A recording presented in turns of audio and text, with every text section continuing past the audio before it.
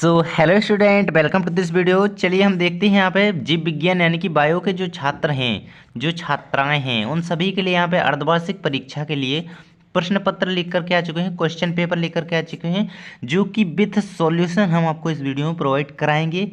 11वीं के छात्रों के लिए ये वीडियो रहेगा। तो आपको यहाँ पे देखना क्या है कि आपके सभी क्वेश्चन के आंसर आपको बिल्कुल यहाँ पे याद कर लेना है अच्छी तरीके से। इन सभी को आपको बहुत अच्छे तरीके से याद कर लेना है। पहला क्वेश्चन है आपका, इसमें सही विकल्प पूछे जा रहे हैं 7 अंक के, है ना।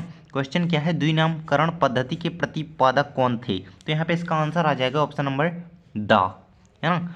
द्विनाम पद्धति किन्होंने दी थी, कैरोलस लिनियस जी ने दी थी। कैरोलस लिनियस नामक एक वैज्ञानिक थे जिन्होंने द्विनामकरण पद्धति का प्रतिपादन किया, है ना। आंसर हो जाएगा आपका कैरोलस लिनियस। आपका अगला क्वेश्चन है, दलहनी पौधों की जड़ों की ग्रंथियों में पाए जाने वाले जीवाणु का नाम लिखिए जो नाइट्रोजन स्थिरीकरण में भाग लेता है। दलहनी पौधों की जड़ों में कौन सा, राइजोबियम है आंसर आपका यहाँ पे, है ना। तो राइजोबियम आपका आंसर यहाँ पे हो जाता है। अगला क्वेश्चन है आपका, पादप जगत के उभयचर होते हैं। पादप जगत का उभयचर किसे कहा जाता है। तो यहाँ पे आपका आंसर होगा ब्रायोफाइटा को पादप जगत का उभयचर कहा जाता है, ब्रायोफाइटा को। आंसर जरूर याद रखेंगे अच्छी तरीके से, सभी के लिखते जाइए या फिर अच्छी तरीके से 2-3 बार वीडियो देख लीजिएगा तो आपको अच्छी तरीके से याद हो जाएंगे, है ना। अगला क्वेश्चन क्या कह रहा है आपका, संघ एनेलिडा के प्राणियों में उत्सर्जन किस रचना के द्वारा होता है। उत्सर्जन की बात कर रहा है यहाँ पे एनेलिडा संघ के जंतुओं में, है ना। तो यहाँ पे इसमें उत्सर्जन जो होता है नेफ्रीडिया के द्वारा होता है, एनेलिडा संघ के प्राणियों में, है ना। तो यहाँ पे याद रखेंगे आप, नेफ्रीडिया के द्वारा एनेलिडा संघ के प्राणियों में उत्सर्जन होता है ना। अगला क्वेश्चन है आपका, श्वसन मूल पाई जाती है। तो राइजोफोरा में है जो श्वसन मूल पाई जाती है, यहाँ पे आंसर याद रखेंगे, ये पौधा ऐसा है जिसमें श्वसन मूल पाई जाती है ना। अगला क्वेश्चन है, रॉबर्ट ब्राउन ने निम्नलिखित में से किसकी खोज करी थी। तो रॉबर्ट ब्राउन ने यहाँ पे केंद्रक की खोज की थी, आप आंसर याद रखेंगे, है ना। यहाँ पे अगला क्वेश्चन है आपका, क्रॉसिंग ओवर किस अवस्था में होता है। तो यहाँ पे आंसर रहेगा आपका, लास्ट वाले का आंसर आपका रहेगा यहाँ पे सा, पैकेटीन यहाँ पे क्रॉसिंग ओवर होता है पैकेटीन नामक अवस्था में, है ना। इस प्रकार से आप सभी के आंसर याद करते जाइए बिल्कुल अच्छी तरीके से, आपके लिए बहुत ही इंपॉर्टेंट साबित होंगे ये सभी क्वेश्चन, है ना। अगला क्वेश्चन है आपका, व्हिटेकर ने अपने वर्गीकरण में 5 जगत बड़ी की वर्गीकरण किन्होंने दिया था, आर.एच. व्हिटेकर ने, है ना। तो व्हिटेकर ने अपने वर्गीकरण में खालिस्तान को सम्मिलित नहीं किया है। तो किसे सम्मिलित नहीं किया है, तो वायरसेस को जिन्होंने सम्मिलित नहीं किया है, यहाँ पे आप विषाणु आंसर लगाएंगे। वायरस जो है इन्होंने इनको सम्मिलित, वायरस को सम्मिलित इन्होंने अपने वर्गीकरण में नहीं किया है ना। विषाणु यहाँ पे आंसर लगाएंगे फर्स्ट वाले का। अगला क्वेश्चन है आपका, शैवालों की कोशिका भित्ति खालिस्तान से बनी होती है। तो शैवाल की जो कोशिका भित्ति होती है, सेल वॉल होती है शैवाल की, है ना। तो वो यहाँ पे सेलुलोज व पेक्टिन की बनी होती है, सेलुलोज व पेक्टिन, है ना। आप आंसर याद करते जाइए। जिसको आंसर पहले से पता है जरूर कमेंट में बताएं, क्योंकि इससे आपको और अच्छी तरीके से याद होगा। अगला क्वेश्चन है आपका, थर्ड क्वेश्चन है, खालिस्तान को कोशिका का ऊर्जा गृह कहा जाता है। तो पावर हाउस किसे कहा जाता है, आपको पता ही होगा कि कोशिका का ऊर्जा गृह यानी कि पावर हाउस किसे कहा जाता है, माइटोकॉन्ड्रिया को कहा जाता है। माइटोकॉन्ड्रिया आप आंसर याद रखेंगे, माइटोकॉन्ड्रिया, है ना। इसे आप कोशिका का पावर हाउस के नाम से जानते हैं, कोशिका ऊर्जा ग्रह, बिजली ग्रह कह सकते हैं इसे, है ना। अगला क्वेश्चन है, खालिस्तान जीवित कोशिका में सर्वाधिक मात्रा में पाया जाने वाला घटक है। तो जो जल होता है वो जीवित कोशिका में सबसे अधिक पाया जाता है ना। तो जल यहाँ पे आंसर रहेगा आपका, फिर फोर्थ वाले का, है ना। जल जीवित कोशिका में सर्वाधिक मात्रा में पाया जाता है ना। इसके बाद आपका अगला क्वेश्चन आता है, C3 चक्र को खालिस्तान के नाम से भी जाना जाता है। तो पांचवे का आंसर यहाँ पे केल्विन चक्र आ जाएगा आपका। C3 चक्र को केल्विन चक्र कहा जाता है ना। आंसर याद रखेंगे केल्विन चक्र, इस प्रकार।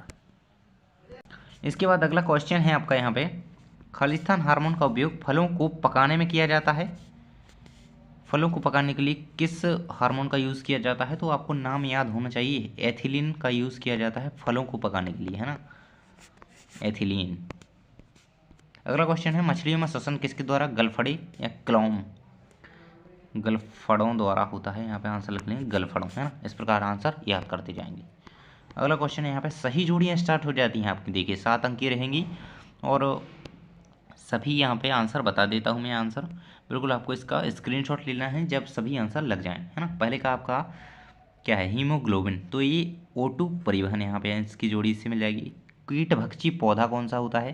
तो आपको पता होना चाहिए कि घटपर्णी नामक एक पौधा होता है जो कि कीटभक्षी पौधा कहलाता है। ज्वाला कोशिकाएं, तो प्लेटीहेल्मिन्थीज के जो प्लेटीहेल्मिन्थीज संघ के जो प्राणी होते हैं इनमें ज्वाला कोशिकाओं द्वारा क्या होता है, उत्सर्जन होता है, ये इनमें पाई जाती है। इस प्रकार से यहाँ पे प्लेटीहेल्मिन्थीज से मिल जाएगी।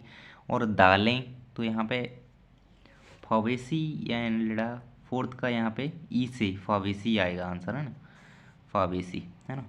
फ्लोएम क्या होता है? तो वो फ्लोएम का आंसर यहाँ पे भोजन का परिवहन हो जाएगा पौधों में, बी से मिल जाएगी फ्लोएम की, है ना, इस वाले फ्लोएम की।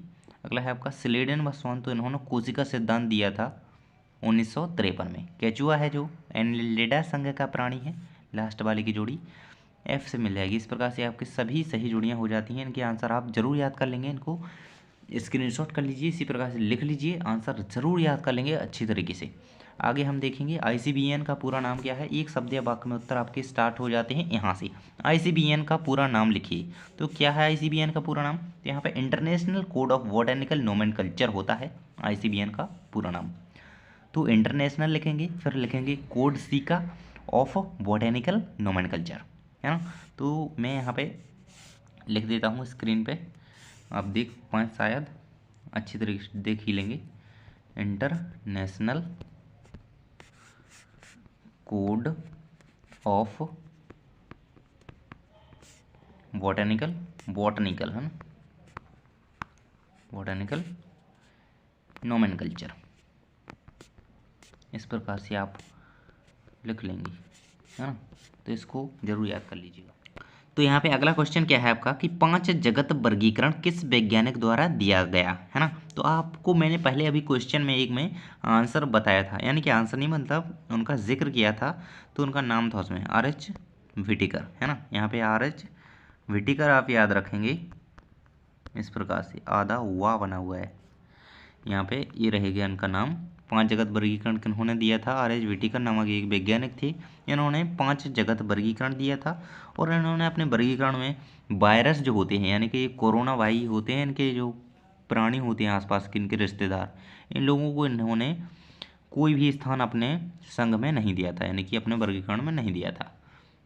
अगला क्वेश्चन क्या कह रहा है, प्रायः स्टोमेटा पत्तियों की किस सतह पर उपस्थित होते हैं? जो रंध्र पाए जाते हैं पत्तियों में, वो किस सतह पर उपस्थित होते हैं? उसमें भी अलग अलग लेयर्स होती हैं, उसमें कहाँ पे होते हैं स्टोमेटा में? स्टोमेटा कहाँ पे होती हैं? पत्तियों की किस सतह पे होती हैं, ये क्वेश्चन है आपका। तो यहाँ पे आंसर रहेगा आपका निचली सतह जो होती है पत्ती की, लीफ की जो निचली सतह होती है उस पर हमारे वो स्टोमेटा पाए जाते हैं, है ना। निचली सतह यहाँ पे इसका आंसर लगाया जाएगा, निचली सतह, है ना। अगला क्वेश्चन है आपका PPLO का पूरा नाम क्या है? PPLO क्या होता है? प्लूरोनिमोनिया लाइका ऑर्गेनिज्म, आप आंसर याद रखेंगे, प्लूरोनिमोनिया लाइका ऑर्गेनिज्म, इस प्रकार से आप आंसर लिख लेंगे, है ना, ये यहाँ पे आ जाएगी। अगला क्वेश्चन क्या कह रहा है आपका, प्रकाश संश्लेषण की क्रिया कहाँ संपन्न होती है? तो कहाँ पर संपन्न होती है भैया? क्लोरोप्लास्ट, क्लोरोप्लास्ट आपको यहाँ पे याद रखना है, हिंदी में अच्छी तरीके से लिखेंगे आप पेपर में। क्रेब्स चक्र को किस अन्य नाम से जाना जाता है? तो क्रेब्स चक्र की जो क्रिया होती है इसको सिट्रिक या TCA चक्र के नाम से भी जाना जाता है, सिट्रिक या TCA चक्र, है ना। आंसर लिख लेंगे।